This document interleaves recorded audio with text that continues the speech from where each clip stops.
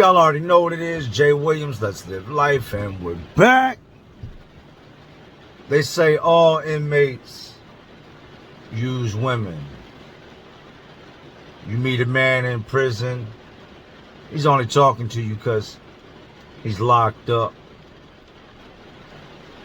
You're a man, you meet a woman in prison, well, she's only talking to you because she's locked up.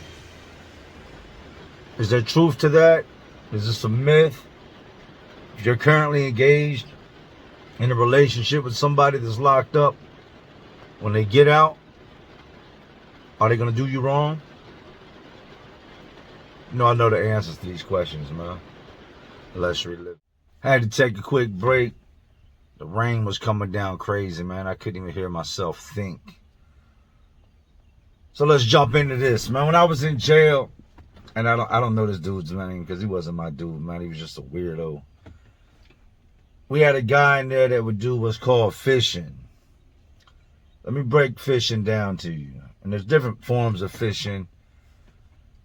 But when it comes to the phone, fishing is when you just pick the phone up and you dial a random number.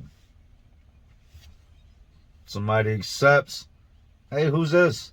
Hey, it's such and such. I don't know you. Oh, man, I might have dialed the wrong number. Anyway, what you doing? You'd be surprised how many times that works. If you've ever got a random phone call from jail, somebody might have been fishing. You got some lonely people in the world. You got some people out there that really, that phone don't ring much. They don't have any friends. They might be insecure, unhappy with their body. All types of things can lead to why people would talk to somebody they don't know, they've never met before, and really have no clue who the hell's on the other end of that line. To say the least, when it came to phone fishing, this man was like something off Deadliest Catch. He could have had his own Discovery Channel show. This dude was a beast with fishing on the phone. And as soon as he got in the pod, I remember when he came in, he had one chick he was talking to that I guess he knew from the streets. And then for whatever reason, they stopped talking. So he would just start dialing random numbers. And in the jail at the time, you didn't have to have a phone list. You could call whoever you wanted. Believe it or not, this dude was picking up chicks by dialing random numbers from the jail phone, starting up relationships with him. I was pretty consistent on the visits at this point in my bid. I'd just fallen. It was the very beginning. I hadn't been forgotten about yet. All the fake people in my life hadn't yet exposed themselves to what they really were.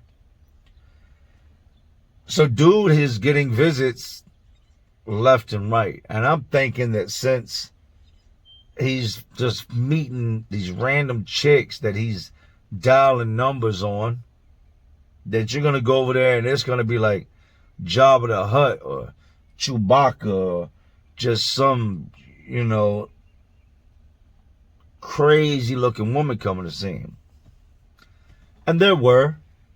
He had some that were old, some that were black, some that were white, some that were fat, some that were skinny. And I was in the jail for a while, man. I was in the jail, over a year, waiting to get shipped off to prison, dealing with trial and everything. And in my times going to the visiting room, like I said, I would see this dude talk to so many different females. I'd be on the phone talking, and he'd be sitting there telling every single one of them, I love you. There is nobody else. Now you can't come see me this weekend or next weekend because my visits got taken. It's a straight lie. You get in trouble in prison, one of the things they'll do is take your commissary, take your visits, take your good time. So he would hit him with the okie doke. Nah, I lost my visits for the next month. But in reality, he had different people coming to see him every single weekend. We fast forward, and I went off to prison before him. Then I went through receiving, which is where you gotta be before you you hit prison. And yeah, I got paint on my jacket. I am at work, so I don't need no weird comments. I would get sent to receiving. I don't know when he left the jail, but he would get sent off to prison too. He shows up at the prison I'm at. I think it might have been about a year and a half later. I don't know if he got transferred throughout or what, but he shows up where I'm at. And he's no longer fishing. Now he's got a list of females that he talks to on a regular basis. Every week, he'd have a different female in the visiting room. It was like a cycle until he got back to the first female. And then each week it would be a different female, right? A lot of dudes mess with this dude because he had, he had the, I'm trying to find the right word, resources for the one thing that most men didn't have.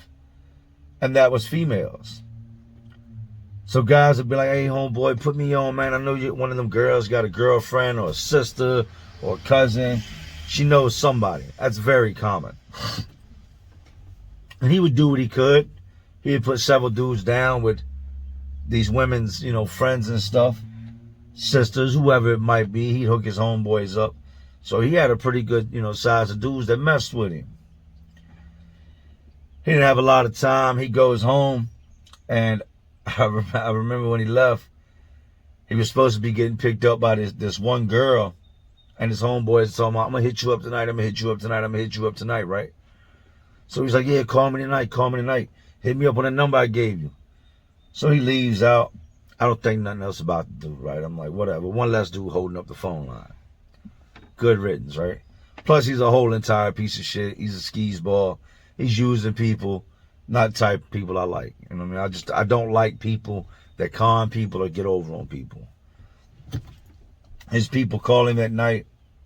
I talk to him, and I see dude over the phone. The dude was like, what? That's crazy. Dude would finish his call and be like, man, they was fighting in the parking lot this morning. Who was fighting? Like, old boy that left this morning. They all got to fight in the parking lot. I'm like, they got to fighting over what?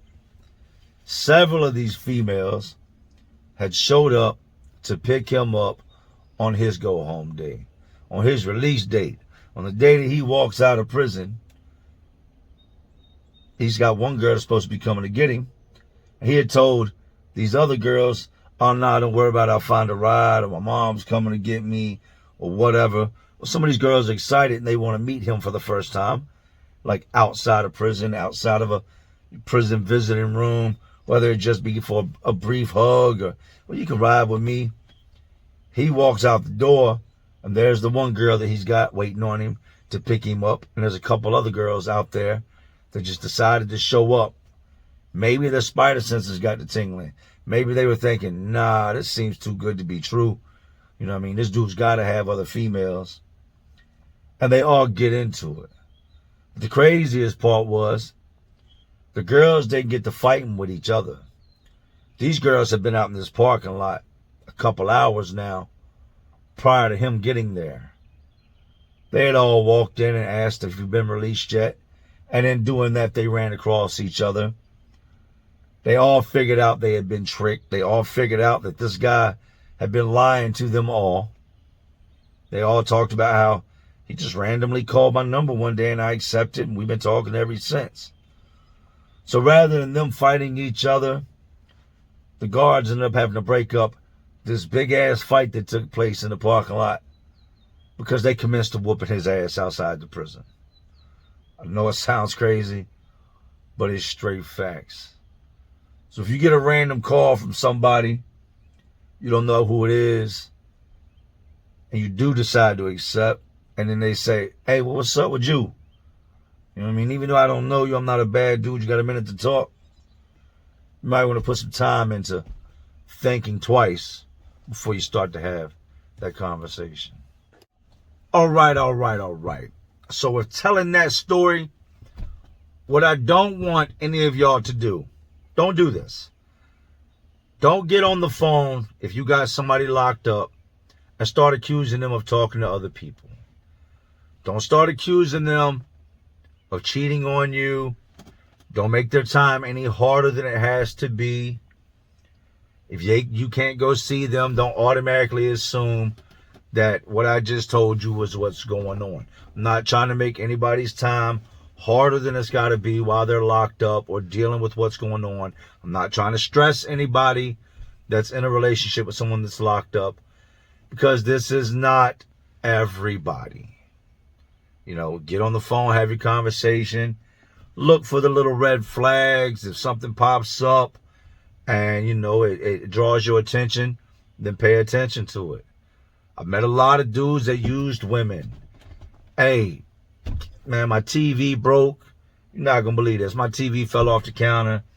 I need $275. The next week it's, man, my shoes are worn out. I need $125. There's a lot of that. And sometimes when these guys will ask you for money, it's facts. But there are red flags that you should be able to pick up on without me having to speak on it. Now, I'm telling a story. I was thinking about a dude named Spud. And Spud, we call it Spud because he was short and he was like a spud potato. When he got to prison, he was short and fat. Everybody started calling him Spud. That was his nickname. Well, he would start running laps, jump roping, doing burpees, push-ups, pull-ups, dips, lifting weights, cardio, calisthenics, all that, trying to lose this weight.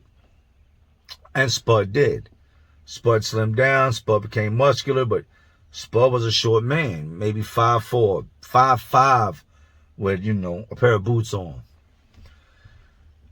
I had talked to Spud a whole bunch of times. Actually, he was my homeboy's homeboy. He knew him from Hampton. And him and Spud, you know, talked all the time. And then kicking it with the dude I kicked it with, I'd overhear Spud talking about stuff. Almost every story Spud talked about, every story he told, had something to do with him shooting dope. Something to do with him shooting heroin. So, no brainer. Spud was a junkie on the streets. Spud tells him, you know, once this happened one time and we was in this parking lot shooting dope, or I was at my homeboy's house and we was shooting dope. Spud's a junkie. Spud ends up failing a piss test and going to the hole. Comes back out, gets moved to the building next to mine. Then they do a whole bunch of moving on this part of the compound. They want the kitchen workers, the guys that work certain jobs in this building. And then the building I was in was for more or less the fuck-ups, the lifers, the guys with murder charges or a lot of time. Well, because Spud had, you know, caught this dirty urine, he was put on the fuck-up list and he was transferred back over to my building. And seeing Spud this go around, it was like seeing a completely different person. While Spud was in the hole, he read the Bible a lot. The whole confinement, one of those places are places that you have nothing to do but think. If you can get your hands on a book, it don't matter what that book is, you're going to read it over and over and over. I had actually read the Bible, you know, in all my years of doing time in the hole, I'd read the Bible several times. You might think that's impossible. Lock yourself in a room that's the size of your bathroom, strip everything out of it except the toilet, the sink, and throw a green mat in there and, a blanket and a sheet, and that's your life.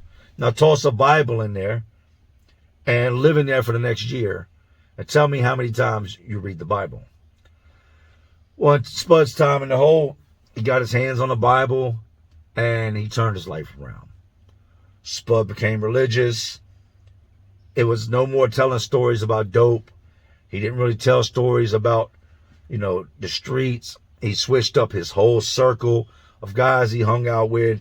The homeboy he had from Hampton, he didn't kick it with no more. Spud was a Bible thumper. That's what we call them, Bible thumpers. Spud kicking it with the guys that are into God and religion, and there's nothing wrong with that. Whatever, helps you with your faith. One of Spud's Christian brothers turns him on to a woman, and he says, hey, you're a good man, you're a good Christian. I'm going to hook you up with the lady I deal with. I don't know if this was his wife or who she was, but my friend has a friend. She's lonely. I think y'all would be a good match. Put Spud down. The woman starts coming to see Spud. She's putting money on Spud's books. He's no longer going hungry. He's getting, $50, $75 a week. He's going to commissary every time they have it. Spud's clothes are ironed. His whole image, once he found God, changed. Changed man, different man. Spud had plans on getting married when he gets out. He told everybody, when I get out, I'm going to marry this woman. She's a Christian. I'm a Christian. And we're going to have children. We're going to settle down. She's good for me. I'm good for her. That's what we're going to do. Spud goes home. They relocate. Him and the girl move. Well, he was from Hampton. She was from out towards where I live, Richmond, Chesterfield. Actually, she lived in Colonial Heights, but that's all close to Richmond. He comes home, and his home plan is to go to her house. Your home plan is, where are you going to live when you get out of prison? They don't just let you go. You have to show them a valid residence before you leave. They're going to go check this address you gave them, make sure that's where you're going to live, because they don't want to just let people walk out of prison with no chance of anything, and they commit a crime 2 hours later because they don't want to sleep in a tent, so they're going to rob somebody to get a hotel room. Spud leaves prison, goes to Colonial Heights.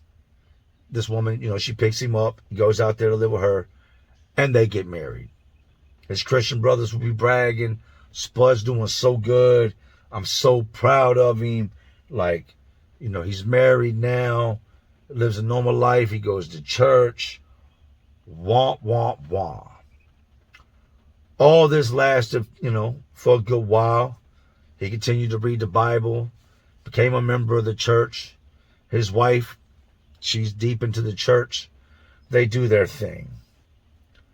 And then one day I'm watching TV, and 2 people are arrested for robbery. Boom, up on the screen pops Spud and the woman he married. They did good for a while. After Spud got out of prison, they got married just like Spud promised her. He didn't lie to her. He didn't play games with her. He didn't use her for money. He loved the woman. He came home and did right by her up until we saw Spud on the news. Him and her both were arrested for robbery, stealing, check fraud, credit card fraud, a whole list of charges on top of the possession of heroin, the needles they found in the car, and all the other drug-related paraphernalia. I've told y'all in the past, sometimes there are people in life that just cannot get it right. They can't escape what they are, who they are, or what they enjoy doing. And that is what's happened to Spud. Spud married this woman, treated her good. Spud relapsed, started getting high on heroin, and introduced this Christian woman to heroin. Y'all might be like, there's no way you can make somebody do something they don't want to do. I agree, 100%. Unless you got a gun in their mouth or a gun to their head, they're not going to do something they don't want to do. But I guess with her dealing with Spud's addiction and what Spud was becoming, which was the same thing he was before he got locked up, at some point or another, she tried it. And when I saw the pictures, because I had seen pictures of the woman while he was in prison, he had shown guys, attractive woman. The pictures they showed on the news didn't even look like the same 2 people. You got to remember, when I met Spud, he was fat because he'd been in jail, been in prison a while, and he had gotten healthy. Him and this woman both look like zombies. They look like something straight off of HBO, a Narcos, American Undercover, Drug Inc., one of those documentaries that shows active heroin addicts. So yeah, Spud did her right. Spud loved her. Spud married her. Spud relapsed. And he drug her right into everything he had going on. SPUD would go back to prison. This woman would end up getting convicted, going to jail, going to prison, and they both lost everything they had. Crazy, crazy things. Now, today's final story starts off while I was free. I was working at this strip club here in Richmond, Paper Moon. At the time, it was owned by a guy named Frazier Boyd. Frazier Boyd is just, man, this dude's got more money than probably anybody I've ever personally met. I remember Frazier telling me about a plane he had. Whether this is real or not, I don't know. I'm just telling y'all a story. That if something was to happen to this small plane, a parachute, he said, would shoot out like the ass of the plane if the engines were to go out and help the plane somewhat coast back down to the ground, just to give you an idea how much money this guy's got. He goes and buys Land Rovers 3-4 at a time, but just different colors. So I'm a bouncer at this strip club, you know. Titties out, booties popping, drinks being made. Strip club life. I work the front door. So I'm the guy that when you walk up to the strip club, you gotta pull out your ID, show me your ID. If you're 18 years old, you can come in, but you gotta wear a shirt. It's like a white shirt with a alcoholic beverage printed on the front and then a big circle around it and a cross through the alcoholic beverage, like the Ghostbusters sign. That means your ass is under 21. You cannot be served alcohol. I know it sounds a little crazy, but that's what they used to make the dudes do. Dudes would try to turn the shirts inside out, go in the bathroom, take them off, but we catch them and, you know, I ain't gonna lie, I let a couple slide, but for the most part, if you were under 21, you couldn't drink. And if you were 21, I'd tell the girl that was, you know, putting wristbands on people, stamping hands, whatever we were doing at that moment, and they would let you in. So we have the cops show up there one night. And we didn't like the cops' presence. First of all, I'm already an ex-con, so I don't like the police. But 2 detectives show up there one night, and they're showing me pictures of this middle-aged black dude. And I'm standing at the door. We got a strict dress code for the employees. Black slacks. I got a black pair of low-cut Timbs on, tuxedo shirt, a vest, cufflinks, bow tie. It's crazy. That's what you're wearing, but I was a good sized dude. It didn't matter what I wore. That was the, you know, the outfit we had to wear. So these detectives are talking to me. And as they're talking to me, the owner of the club is watching on the camera, sees me talking to these 2 detectives, and tells the girl that's working the door, tell Jay, come here. I'm mid talking to these detectives. They're questioning me about this dude, and I'm telling them, I ain't never seen him before. Well, he's wanted for this, he's wanted for that. I ain't never seen him before. I'm not answering, you know what I mean? I'm not here to answer the police's questions. The owner calls me in the office and says, hey, tell the police that unless they're here because they've been called, they need to get off of our property. They need to leave. They're not welcome here. They need to go. I said, all right. So I go back out and I tell them, hey, y'all got to leave. And they're looking at me like I'm crazy. Like, yo, we're the police. What you mean we got to leave? Look, the owner wants y'all off the property. People already, you know, they don't want the wives catching them here, whatever the case may be. They don't feel comfortable coming here with the police here. Y'all need to leave. Detectives say, all right. They try to show me the picture again. I said, look, ain't no more talking, man. Y'all got to go. And I, mind you now, the whole time I told them, no. Another week goes by, man, and the same 2 detectives catch me. I'm walking across the parking lot. They're parked in their car. And they walk up to me, and they say, you're the guy that works the door, right? And I look over and I see him. I say, yeah, man, y'all can't be here. Like, y'all got to go. And they catch up to me, and he's like, just look at this picture, man. Look at this picture.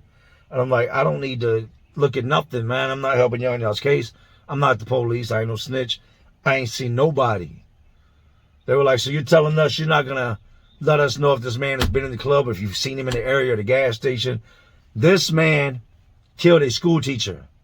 He killed a woman, murdered her, stabbed her. She is dead, and we need to get him in custody. I said, look, I don't know nothing about that, man. Y'all do y'all's jobs. I got a job to do. Happy hunting. Do what you do. Wouldn't be long after this, I get jammed up. I go off to prison. I'm in jail. And I see a guy in my building one day. And I'm looking at this dude, and this dude's face is so familiar. I can't place him. I can't place where I've seen him at. I can't place, where do I know this dude from, man? So I had a little couple of talks to him here and there, trying to fill him out. Where you from? You know what I mean? Who'd you run with on the streets? Just little things, trying to see if I could figure out who he was. And I couldn't link it. The dude would end up getting us in trouble and going to the hole. And his cellmate would tell the story of who this guy was. This was a man that had killed a woman many, many years ago. Had done a lot of time in prison. And while he was in prison, he met a woman. Made parole. This woman was like by his side for quite a while. 7, 8 years of the end of his sentence, up until the date he made parole. You know, sometimes you get life with parole, life without parole. You might get 40 years or, you know, whatever the case may be. But this guy had a parole date. Him and this woman have now been together 7, 8 years. For some reason, Virginia decides, hey, this man killed a woman. We should let him out of prison. Been doing good. He's staying out of trouble even after he got into the altercation, the fight, you know, by the microwave. I didn't get into all that, but that's what happened. That sent him to the hole. He'd already been up for his parole hearing. They granted him parole. The guy that I couldn't figure out was the same guy that the detectives were showing me the picture of. This guy got out of prison. I don't know if the first woman he killed was his wife. I don't know if she was his girlfriend. I don't know who she was. I know that he had killed a woman, and that's why he went to prison the first time. And that when I was in prison with him, it was because he had killed the second woman. This woman was a school teacher here in Richmond. Taught in an elementary school. Met this guy while he was in prison. Held him down. Took care of him. Loved him. Looked after him. He was paroled from prison, came home, and ultimately went on to stab this woman to death, to murder her. So ironic when you look back on certain things in life and you don't know that at that moment what's going on will be something that comes full circle or that you'll have to deal with in another manner at some point else in life. It's crazy when you think of people we run across in life that you think you'll never see again, and then you see them here, you see them there, but y'all's paths cross again. But yeah, this man had killed a woman, did his time for it, was released, only to kill a school teacher that trusted him, that knew him to be somebody completely different while he was locked up.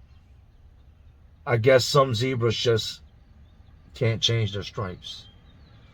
Some people have a sickness that just nothing is going to heal.